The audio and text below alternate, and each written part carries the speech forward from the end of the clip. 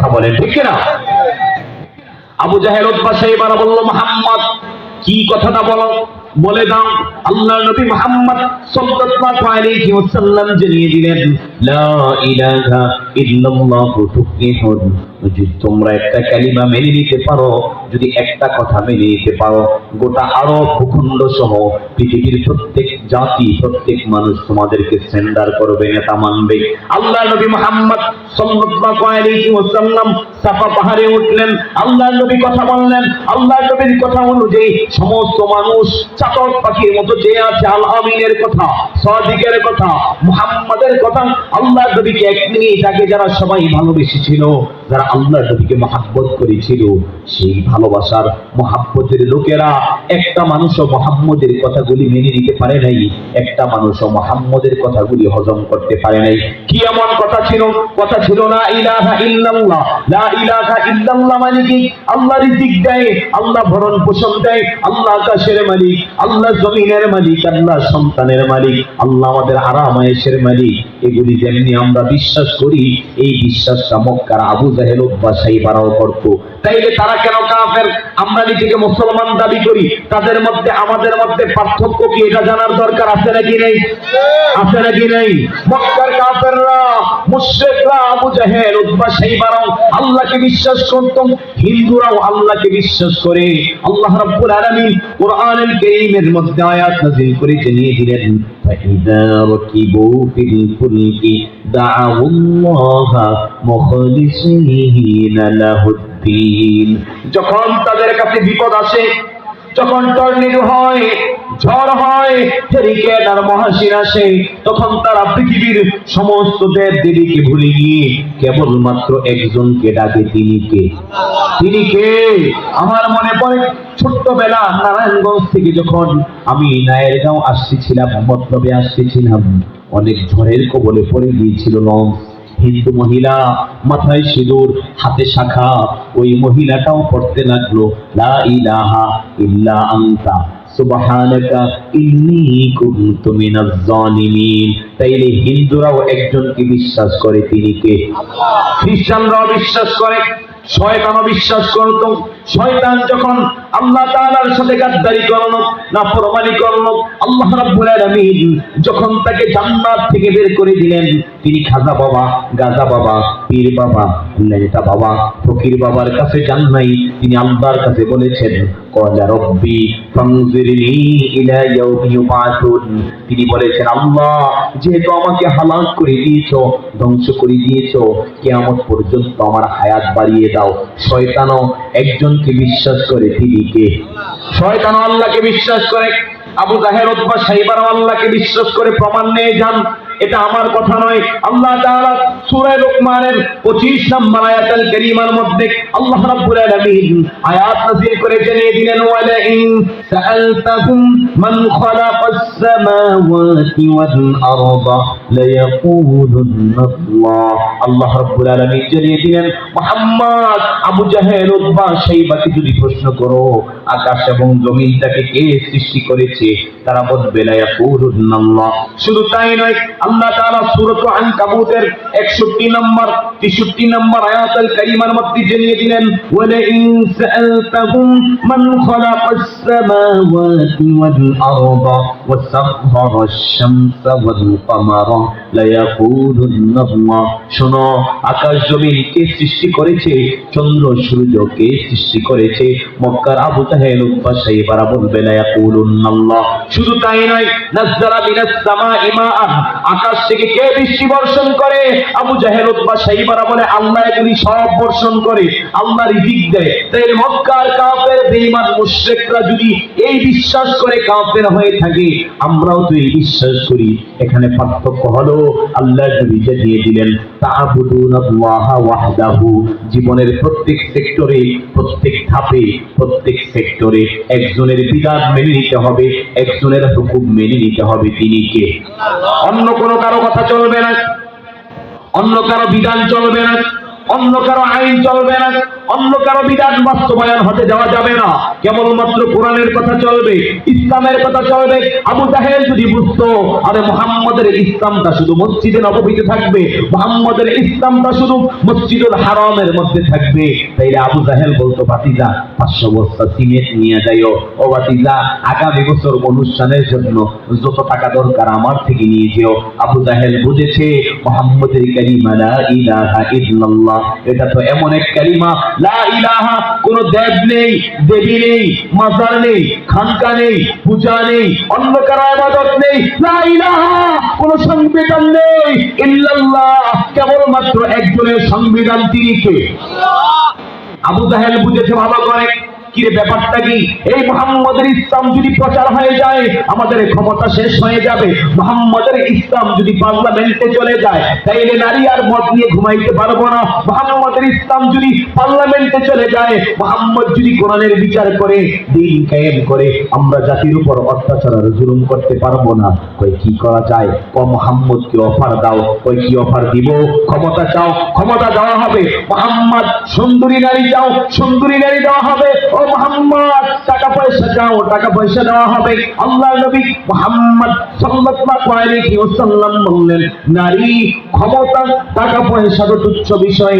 লাওয়াদাহু আশ-শামসা ফি Yemeni ওয়াল কমারু ফি ইয়াসারি, আমার এক হাতে চন্দ্র আর এক হাতে সূর্য যদি এনে দেওয়া হয়, আমার আরশের মালিক আমাকে এমন এক বিধান বাস্তবায়নের জন্য দুনিয়াতে পাঠিয়েছেন, আল্লাহর কসম চুল পরিমাণ এখান থেকে আমি পিছপা হব না। ঠিক কি না?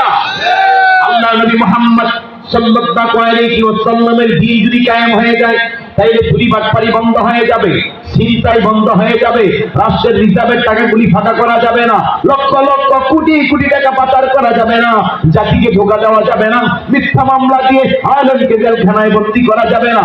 কই কি করা যায়? কই মুহাম্মদকে জেলখানায় বন্দী করে রাখা হোক, মুহাম্মদকে জেলখানায় বন্দী করে রাখা হলো 1 বছর 2 বছর নয়, 3 বছর শিয়াবে আবি তালিবের জেলখানায় মুহাম্মদকে বন্দী করে রাখা হলো। কারণ মুহাম্মদের ইসলাম যদি কায়েম হয়ে যায় তাহলে রাষ্ট্র তছনছ হয়ে যাবে, ক্ষমতা শেষ হয়ে যাবে। এমন ন্যায় পরায়ণ শাসক যদি রাষ্ট্রনায়ক হয়ে যায়, রাষ্ট্রের মধ্যে চুরি করা যাবে না, তিনি মানবীয় একজন রাসূল, মানবীয় একজন নেতা হয়ে যাবেন। এই বাংলাদেশেও যদি আল্লাহর জমিনে দ্বীন প্রতিষ্ঠা হয়ে যায়, আল্লাহ জানিয়ে দিলেন বারাকাতিন মিনাস সামাই ওয়াল আরদ। আফগানিস্তানের দিকে তাকিয়ে দেখো, যুদ্ধ বিধ্বস্ত রাষ্ট্রের মধ্যে রহমত আর বরকতের দরজাগুলি খুলে দিয়েছেন কে? খুলে দিয়েছেন কে? আলেমরা রাষ্ট্র নিয়ে কথা বলবে, এটাই স্বাভাবিক। কারণ মুহাম্মদ শুধু কালিমার দাওয়াত দেন নাই, শুধু কালিমার দাওয়াত দেন নাই, শুধু নামাজের দাওয়াত দেন নাই, শুধু রোজার কথা বলেন নাই, জিকিরের কথা বলেন নাই। আমার নবী আল্লাহর জমিনে দ্বীন কায়েম করেছেন।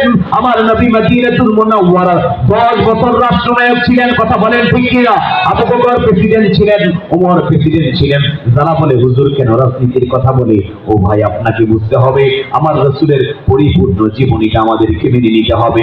মুহাম্মদ রাজনীতি করেছে, মুহাম্মদ রাষ্ট্রনায়ক হয়েছে, মুহাম্মদ বিচার করেছে, এমন বিচার করেছে পৃথিবীর মানুষগুলি এখনো পর্যন্ত মুহাম্মদ সাল্লাল্লাহু আলাইহি ওয়াসাল্লামকে যদি অনুকরণ করতে পারে, ব্যক্তি জীবন, পারিবারিক জীবন, সামাজিক জীবন, রাষ্ট্রীয় জীবন, আন্তর্জাতিক জীবন, জীবনের প্রত্যেক সেক্টরে শান্তি আর রহমতে ভরপুর করে দিবেন কে? আলেমরা রাষ্ট্র নিয়ে কথা বলবে, কারণ কি? কারণ হলো আলেম চায়। কয়েকদিন আগে দেখলাম বাংলাদেশের বর্তমান প্রধানমন্ত্রী ডক্টর ইউনূস সাহেব এক জানাজার নামাজে গিয়েছেন, ফেসবুক ভাইরাল হয়ে গিয়েছে। মনে হয় স্বাধীনতার পরে প্রথম দেখলাম বাংলাদেশের কোন প্রধানমন্ত্রী জানাজার নামাজে অ্যাটেন্ড করেছে, এই মনে হয় প্রথম দেখলাম। খুশি, আনন্দ, আত্মহাস।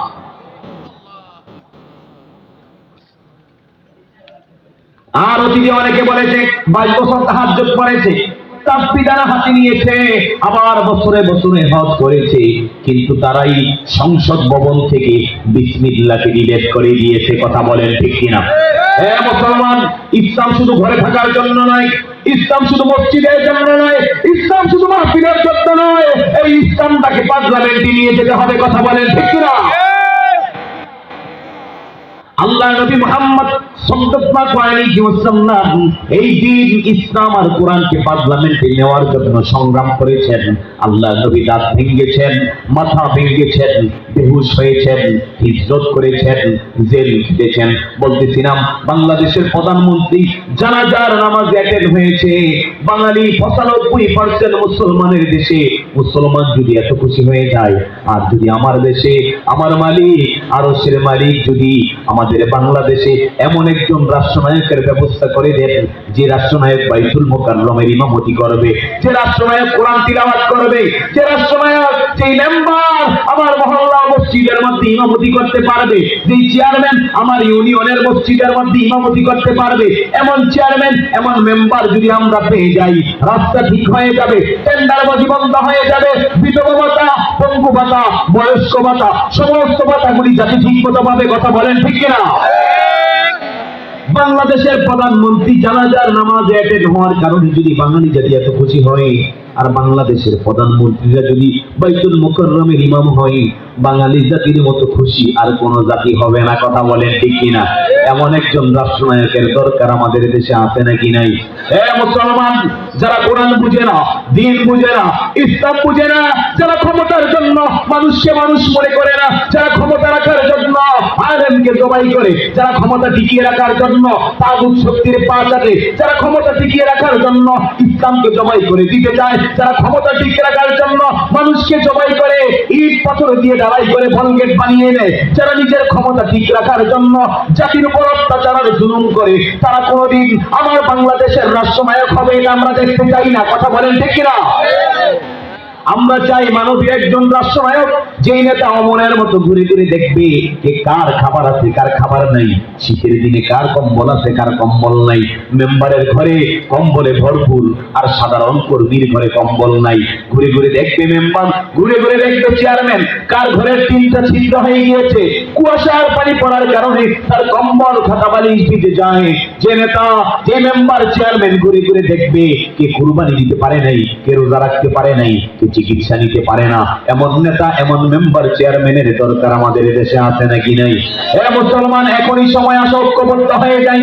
আল্লাহ রাব্বুল আলামিনের নবী মুহাম্মদ সাল্লাল্লাহু আলাইহি ওয়াসাল্লাম নামাজ, রোজা, হজ, যাকাতের সাথে সাথে নেতৃত্ব শিখিয়েছেন, বিচার শিখিয়েছেন, রাষ্ট্র কিভাবে পরিচালিত করতে হয় সেটাও শিখিয়েছেন মুহাম্মদ সাল্লাল্লাহু আলাইহি ওয়াসাল্লাম। আল্লাহ নবী কেমন নেতা ছিলেন দেখেন। আল্লাহ নবী মুহাম্মদ সাল্লাল্লাহু আলাইহি ওয়াসাল্লাম তার কলিজার টুকরা সাহাবী আবু হুরায়রা রাদিয়াল্লাহু তাআলা আনহু একদিন খিদার কারণে, ক্ষুধার যাতনায় দুপুর বেলা কোথায় যাবেন? তিনি এক বেলা খাইতেন, অন্য বেলা খাইতে পাইতেন না। একদিন খাইলে অন্য বেলা না খাইয়া থাকতেন। এমন একজন সাহাবী ছিল তিনিও একদিন রাষ্ট্রের গভর্নর হয়েছিলেন। এজন্য বুঝতে হবে, আলেমরা যদি মসজিদ ইমামতিও করে থাকে, আলেমরা যদি সাধারণ গরিবের সন্তান হতে পারে, আলেমরা যদি রাষ্ট্রনায়ক হয়, তাইলে আকাশ আর জমিনের বরকতের দরজাগুলি খুলে দিবেন কে?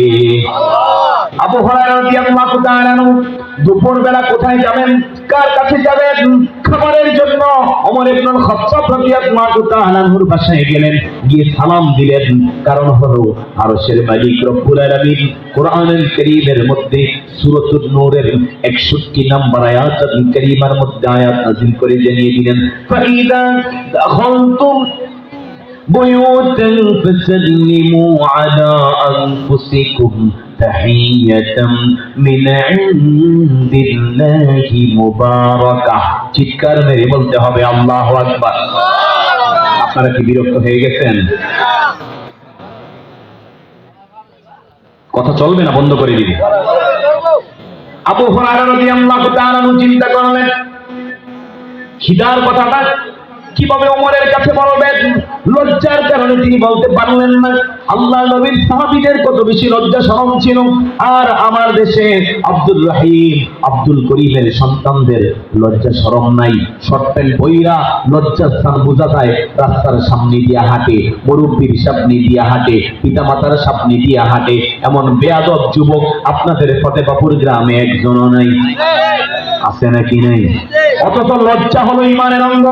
লজ্জা শরম নাই, দেখা হইলেই গালি, ফোন দিলেই গালি, কথা হইলেই গালি, গালি মনে হয় ওদের ডিজাইন স্টাইল হয়ে গিয়েছে।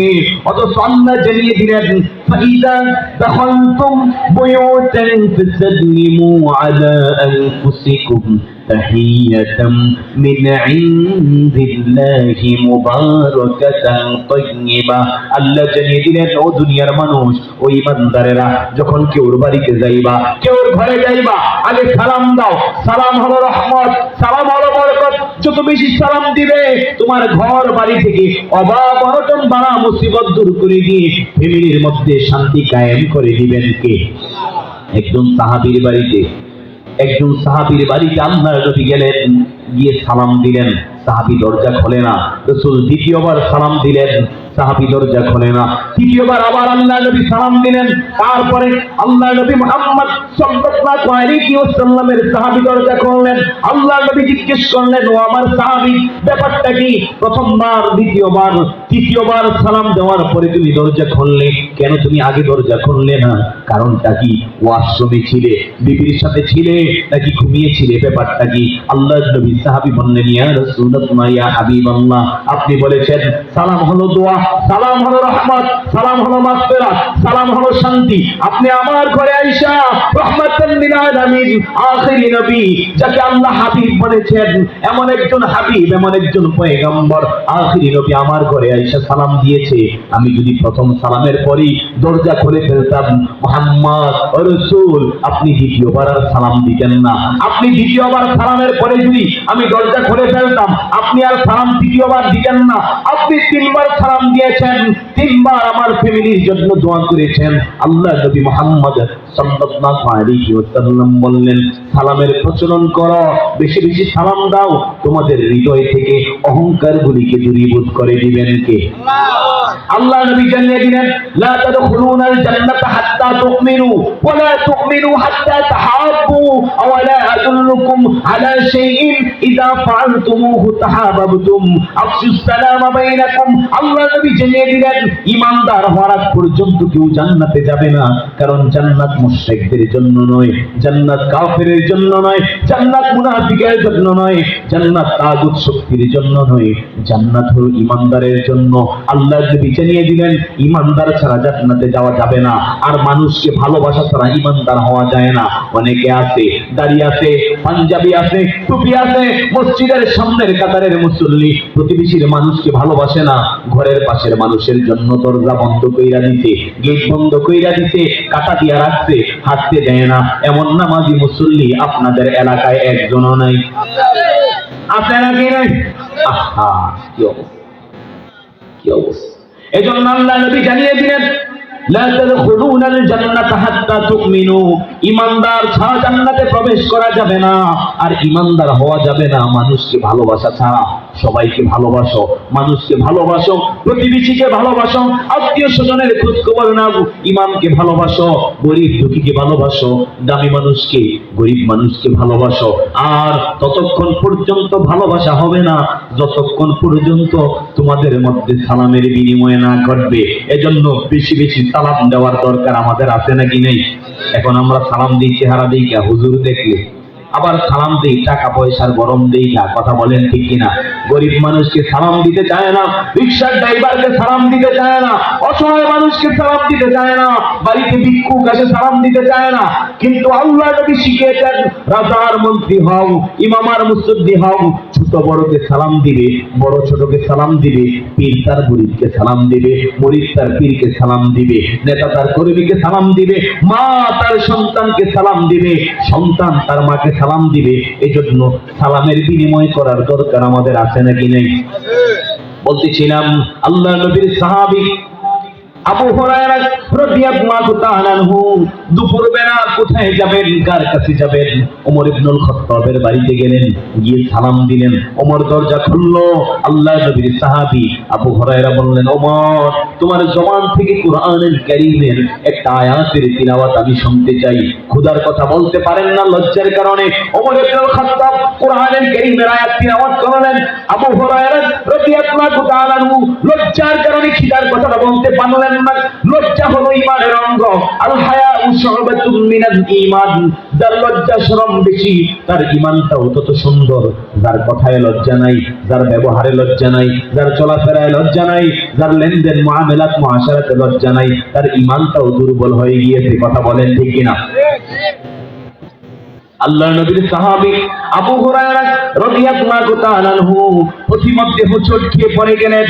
একটু পরেই মুহাম্মদ সাল্লাল্লাহু আলাইহি ওয়াসাল্লামের সাথে দেখা। আল্লাহর নবী দেখেই বুঝতে পারলেন নেতা কাকে বলে। দেখেন, এমন নেতাকে অনুসরণ করতে হবে যেই নেতা আপনাকে দেখেই বুঝতে পারবে আপনি ক্ষুধার্ত, আপনি জীর্ণ শীর্ণ, আপনি অসুস্থ। ও মুসলমান, এমন নেতাকে অনুসরণ করার দরকার নাই যে নেতা দলের কথা চিন্তা করবে না, কর্মীর কথা চিন্তা করবে না, নিজের জীবন বাঁচানোর জন্য হেলিকপ্টার নিয়ে পালিয়ে যাবে। কথা বলেন ঠিক না? এমন নেতাকে অনুসরণ করব যেই নেতা আমার পাশে থাকবে, যেই নেতা আমাকে ভালোবাসবে, যেই নেতা আমার খোঁজ খবর নিবে, যেই নেতাকে জঙ্গিবাদ বলার পরেও, জেল খাটার পরেও, ফাঁসির কাছে ঝুলার পরেও জাতিকে ছেড়ে পালিয়ে যাবে না, নিজেকে জঙ্গিবাদ বলার পরেও দেশের মাটিতে থেকে যাবে। কিন্তু যারা জাতিকে, আলেমদেরকে জঙ্গিবাদ বলেছে, তারাই নিজেরাই একটা বড় বড় জঙ্গি হইয়া বইসা রইছে। কথা বলেন ঠিক না? বলতেছিলাম আল্লাহর নবী আবু হুরায়রা রাদিয়াল্লাহু তাআলা আনহুকে দেখে বুঝতে পারলেন, আবু হুরায়রা কতদিন তুমি খাবার খাও না, কত বেলা খাবার খাও না। আবু হুরায়রা চলো আমার সাথে চলো। মসজিদে নববীতে নিয়ে গেলেন। আসহাবে সুফফার সাহাবীরা সেখানে রয়েছেন। কি খাবার আবু হুরায়রাকে দিবেন? দেখলেন একজন ব্যক্তি নতুন উটনি দুধ দিয়েছে, মুহাম্মদ সাল্লাল্লাহু আলাইহি ওয়াসাল্লামের দরবারে নিয়ে এসেছে। এখন আমরা হুজুরের কাছে নেই না, মসজিদে হুজুর ঘুমায়া থাকে, শুধু দাওয়াত দিয়া খাওয়াই, ওই গরুর দুধটা দেই না, গাছের ফলটা দেই না। বাবা অসুস্থ, মা অসুস্থ, শ্বশুর শাশুড়ি অসুস্থ, তাদের খবর নেই না। গাছের মধ্যে ফল পাকলেই বাবার দরবারে নিয়ে যায়। এমন ঘটনা আছে নাকি নেই? আছে নাকি নাই? বাবার নতুন লুঙ্গি নেই, মা মশারি কামড় খায়, ওই গ্যাসের ট্যাবলেটটা শেষ হয়ে গিয়েছে, প্রেসারের ট্যাবলেটটা শেষ হয়ে গিয়েছে, গরম পানি করতে পারে না, সিলিন্ডার গ্যাস শেষ হয়ে গিয়েছে। ওই পিতা মাতার খবর নাই, বাবার মাজারে গিয়া মশারি টানাইয়া দিয়ে আসে। এমন ঘটনা আছে নাকি নেই? আপনাদের এলাকায় মনে হয় নাই? আল্লাহ আমাদেরকে হেদায়েত দান করুন বলে আমিন। আল্লাহর নবীর সাহাবী আবু হুরায়রা রাদিয়াল্লাহু তাআলা আনহু দেখলেন একজন ব্যক্তি রাসূলের দরবারে দুধ, এক পেয়ালা দুধ নিয়ে এসেছেন। আল্লাহর নবীর সাহাবী আবু হুরায়রা মনে করলেন এক পেয়ালা দুধটা তাকে পান করতে দেওয়া হবে, কিন্তু আল্লাহর নবী বললেন, আবু হুরায়রা এই দুধটাকে আসহাবে সুফফার সাহাবীদের মধ্যে বন্টন করতে থাকো। প্রায় 70 জন সাহাবী। আবু হুরায়রা রাদিয়াল্লাহু তাআলা আনহু চিন্তা করলেন নেতার কমান্ড মানতে হবে, নেতার হুকুম মানতে হবে। আখিরি নবী মুহাম্মদ সাল্লাল্লাহু আলাইহি ওয়াসাল্লামের কথা অনুযায়ী তিনি বিসমিল্লাহ বলে দুধ বন্টন করা শুরু করে দিলেন। বিসমিল্লাহ, মুসলমান খাইতে পারে বিসমিল্লাহ, মুসলমান পোশাক পরতে বিসমিল্লাহ, পোশাক খুলতে বিসমিল্লাহ, ঘরে ঢুকতে বিসমিল্লাহ, ঘর থেকে বের হইতে বিসমিল্লাহ, ঘর ঝাড়ু দিতে বিসমিল্লাহ। প্রত্যেক জায়গায় বিসমিল্লাহর ব্যবহার করলে আমাদের কাজে কর্মে সংসার জীবনে রহমতের বৃষ্টি বর্ষণ করে দিবেন কে? রহমত নাজিল করে দিবেন কে? বরকতের ব্যবস্থা করে দিবেন কে? আল্লাহ নবী জানিয়ে দিলেন বিসমিল্লাহর সাথে যদি কোনো মা বোন তার ঘরটাকে ঝাড়ু দেয়, শুধু বিসমিল্লাহ পড়ার কারণে নিজের ঘর ঝাড়ু দিয়েছে, বিসমিল্লাহর বরকতে খানায় কাবা ঝাড়ু দেওয়ার সওয়াব তার আমলনামায় দিয়ে দিবেন কে? বিসমিল্লাহর সওয়াব আছে নাকি নাই? বরকত আছে নাকি নাই? আল্লাহ নবীর সাহাবী বিসমিল্লাহ বলে দুধ বন্টন করা শুরু করে দিলেন। যারা সংসদ ভবন থেকে এই মুসলমানের চলতে ফিরতে বলতে ঢুকতে ঘর থেকে বের হইতে এই সমস্ত বিসমিল্লাহর আমল মুসলমানের যেখানে রয়েছে, এই বিসমিল্লাহকে যারা সংসদ ভবন থেকে ডিলিট করে দিয়েছে, তারা 22 বছরের তাহাজ্জুদ গুজারি হয়ে থাকলেও, বছরে বছরে হজ করে থাকলেও তারা হলো নামধারী মুনাফিক। কথা বলেন ঠিক না? কারণ তারা বিসমিল্লাহকে হজম করতে পারে নাই, বিসমিল্লাহকে সহ্য করতে পারে নাই। আল্লাহ নবীর সাহাবী আবু হুরায়রা রাদিয়াল্লাহু তাআলা আনহু দুধ বন্টন করা শুরু করে দিলেন। একে একে সমস্ত সাহাবীরা দুধ পান করলেন। আল্লাহ নবী বলল, আবু হুরায়রা এবার তুমি নিজে দুধ পান করো। আবু হুরায়রা দুধ পান করলেন। আল্লাহ নবী বললেন, আবু হুরায়রা আবার তুমি দুধ পান করো। আবু হুরায়রা দ্বিতীয়বার দুধ পান করলেন। আল্লাহ নবী বললেন, আবু হুরায়রা তুমি খুব ক্ষুধার্ত, জীর্ণ শীর্ণ ছিলে। আবু হুরায়রা কত বেলা জানি তুমি খাবার পাও নাই, খাবার খাও নাই। আবু হুরায়রা আরেকবার দুধ পান করে নাও। আবু হুরায়রা তিনবার পান করলেন। আল্লাহ নবী আবার পান করার কথা বললেন। আবু হুরায়রা বললেন, ইয়া রাসূলুল্লাহ, ইয়া হাবিবাল্লাহ, আল্লাহর কসম আপনি যে রহমতের নবী, বরকতের নবী, এটা আমার বুঝতে আর বাকি নাই। 70 জন সাহাবী দুধ পান করলো, আমি তিনবার পেট ভরে দুধ খাইলাম। দুধ এখনো মজুদ রয়েছে, বাকি রয়েছে, আগের দুধ আগের জায়গায় রয়ে গিয়েছে। ও রাসূল, আমি আবু হুরায়রা কোনোদিন এমন ভাবে পেট ভরে খেয়েছি কিনা এটা আমার মনে নাই। সুবহানাল্লাহ। নেতা কেমন দেখেন? যে নেতা আপনাকে দেখলে বুঝতে পারবে, যে নেতা আপনার খোঁজ খবর নিবে, আপনাকে ভালোবাসবে, এমন একজন নেতার প্রয়োজন।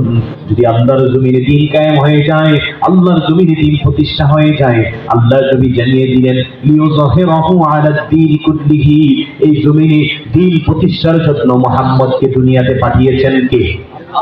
পাঠিয়েছেন কে? হুজুর চলে আসতেছে, আমি এক্ষুনি শেষ করে দিব। আল্লাহ তাআলা জানিয়ে দিলেন,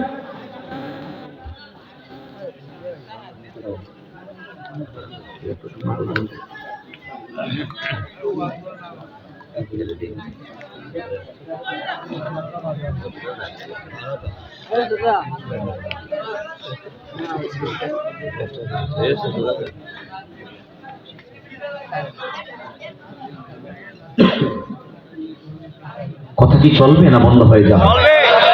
মনোযোগ আছে না গেছে? আল্লাহ নবী মুহাম্মদ সাল্লাল্লাহু আলাইহি ওয়াসাল্লাম ওই মক্কা আবু জাহেল উব্বাসীদেরকে বললেন, আমার এক হাতে চন্দ্র আরেক হাতে সূর্য যদি দেওয়া হয়, আমি মুহাম্মদ দ্বীনের দাওয়াত থেকে, এই দ্বীনের পথ থেকে, আল্লাহর জমিনে দ্বীন প্রতিষ্ঠার কাজ থেকে চুল পরিমাণ পিছপা হব না। কি করা যায়? মুহাম্মদকে জেলখানায় বন্দী করো। 3 বছর জেল খাটালেন। 3 বছর পরে জেল থেকে বের হওয়ার পরে, জেলখানায় ঢোকার আগে মুহাম্মদ যেভাবে কথা বলেছে, জেলখানা থেকে বের হওয়ার পরও থেকে মুহাম্মদ সেইভাবে কথা বলে। কি ব্যাপারটা কি? 3 বছর জেল খাটানো হলো, মুহাম্মদ নিজের কথার মধ্যে অটল। কি করা যায়? তাকে হত্যা করো। মুহাম্মদ সাল্লাল্লাহু আলাইহি ওয়াসাল্লাম হিজরত করলেন। হিজরত করার পরে মুহাম্মদ যেই সুরে কথা বলে, হিজরত করার আগেও মুহাম্মদ সেই সুরে কথা বলেছে। রাসূল দাঁত দিয়েছেন, রাসূল মাথা ভেঙেছেন, রাসূল হিজরত করেছেন, সাহাবায়ে কেরাম রক্তাক্ত হয়েছেন, শহীদ হয়েছেন, কিন্তু দ্বীনের পথ থেকে চুল পরিমাণ পিছপা হন নাই। কি ব্যাপারটা কি? মুহাম্মদের কথাগুলি কিভাবে থামানো যায়?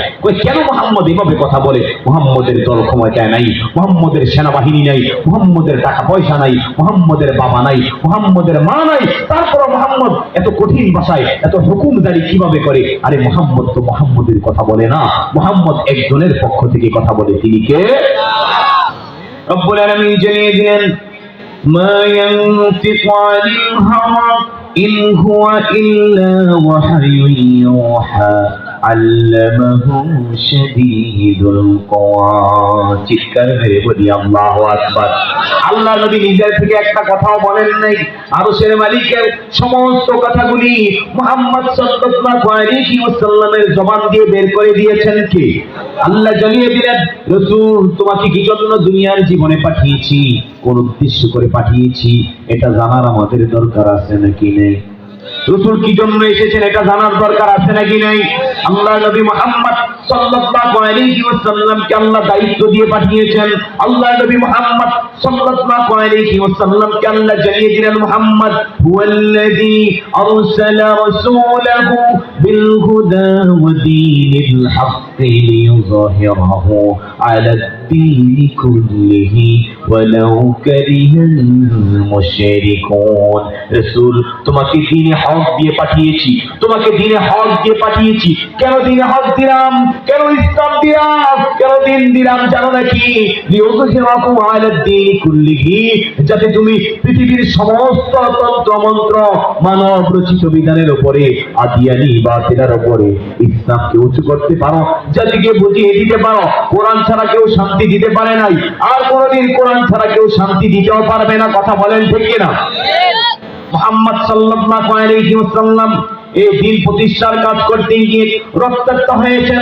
শুধু মুহাম্মদই নয়, আল্লাহর নবী মুহাম্মদ সাল্লাল্লাহু আলাইহি ওয়াসাল্লামের পূর্বে যারা দিন কায়েমের কাজ করেছেন, ইসলামী আন্দোলনের কাজ করেছেন, তাদের উপর এসেছে অত্যাচার, জুলুম। কত নবীকে শহীদ করে দেওয়া হয়েছে, কত নবীকে জবাই করে দেওয়া হয়েছে, কত নবীকে করাত দিয়ে দ্বিখণ্ডিত করা হয়েছে, কত নবীকে কূপের মধ্যে ফেলে দেওয়া হয়েছে।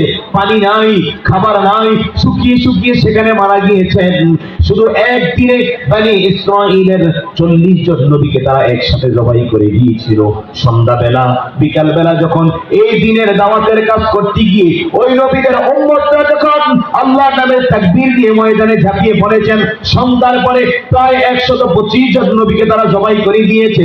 ও ফতেহাপুরের মুসলমান, ইসলামের নীতি আসে নাই মিষ্টি খাওয়ার ইসলাম, মেসওয়াক করার ইসলাম, দাওয়াত খাওয়ার ইসলাম। শুধু এটা নয়, এই ইসলামের জন্য কত আম্বিয়ায়ে কেরাম জীবন দিয়েছেন, শহীদ হয়েছেন। কত সাহাবায়ে কেরাম জীবন দিয়েছেন, কত ওয়ালি আউলিয়ারা জীবন দিয়েছেন। আল্লাহ জানিয়ে দিলেন, ওয়া কাআইয়িন মিন নাবিয়্যিন কাতালাত মা'হু রিব্বিয়ুন কাসীর ফামা ওয়াহানু লিমা আসাবাহুম ফি সাবিলিল্লাহি وما ضعفوا وما استكانوا والله يحب الصابرين। চিৎকার মেরে বলতে হবে আল্লাহু আকবার। এই দিনের দাওয়াতের কাজ করতে গিয়ে কত নবী, কত রাসূল, কত ওয়ালি, কত সাহাবায়ে কেরাম, কত আল্লাহর বান্দা জীবন দিয়েছেন। বাতিলের সামনে আপোষ করে নাই, নত হয় নাই। ক্ষমতার লোভে, টাকা পয়সার লোভে, বিভিন্ন পদের লোভে তারা দালাল হইয়া জান্নাতের টিকিট বিক্রি করে নাই। কথা বলেন ঠিক কিনা? বাংলাদেশে এমন অনেক আলেম আপনি পাবেন যারা দিন কায়েমের কথা বলতে গিয়ে, মানবতার কথা বলতে গিয়ে, ইনসাফের কথা বলতে গিয়ে জেলখানায় বন্দী হয়েছেন। আপনি একটু মিলিয়ে দেখেন, মুহাম্মদ জেলখানায় বন্দী হওয়ার আগে যেই কথা বলেছেন, জেলখানা থেকে বের হওয়ার পরেও তেমনি ভাবে কথা বলেছেন। হিজরত করার আগে যেমনি ভাবে কথা বলেছেন, হিজরতের পরেও ঠিক তেমনি ভাবে কথা বলেছেন। ঠিক তেমনি ভাবে আপনি মিলিয়ে দেখেন যে আলেমরা ময়দানে কোরআনের কথা বলে, দিন কায়েমের কথা বলে, আল্লাহর জমিনে দিন প্রতিষ্ঠার কথা বলে, যারা মানবতার কথা বলে, নারায়ে তাকবীর, নারায়ে তাকবীর। পীর সাহেব হুজুরের আগমন ফতেহাপুরের পক্ষ থেকে, মাহফিল কমিটির পক্ষ থেকে, এলাকাবাসীর পক্ষ থেকে নারায়ে